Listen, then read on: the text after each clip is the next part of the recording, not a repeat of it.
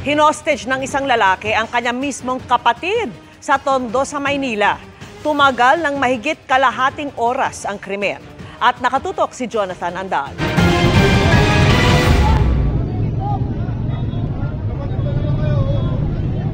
Armado ng kutsilyo, mahigpit ang kapit ng 30 anyos na sospek sa damit ng 28 anyos niyang kapatid sa Tondo, Maynila kahapon.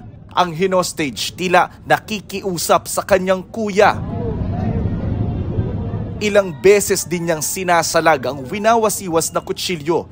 Pumalibot na ang mga pulis Maynila pero ang sospek ipinasok pa sa eskinita ang kapatid. Inabot ng mahigit kalahating oras ang tensyonadong tagpong ito. Ang sabi po ng suspect natin ay susuko lamang po siya kung darating po yung kanyang magulang. Pagkadating po ng nanay niya ay agad po silang nag-iyakan. Sinuko na rin po niya ang kutsilyo at yun po ay sinurrender po niya ang kanyang sarili.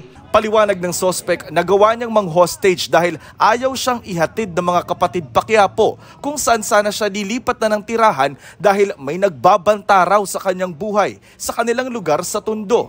Paano naman ako pag inano ako sa lugar namin, pinatay ako. Siyempre hindi nga po makaalis ng mag-isa dahil inaabangan na lang din po ako . Dahil po ang kapatid po niya ay nasa ospital po, nagbabantay po ng asawa niyang may sakit, ay hindi po siya maihahatid po sa Quiapo. Aminado ang sospek, nakadroga siya nang i-hostage ang kapatid. Nakagamit po. Ayon sa pulisya, walang tinamong sugat ang biktima pero desididong kasuhan ang kapatid. Gusto po nila bigyan ng leksyon yung kanilang kapatid.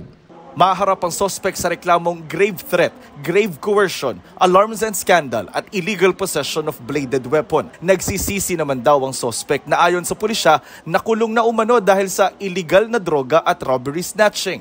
Oo naman po, siyempre. Kapatid ko po pa yung nagawa ko ng ganun. Hingi ako ng sorry. Sana mapatawad ako ng kapatid ko.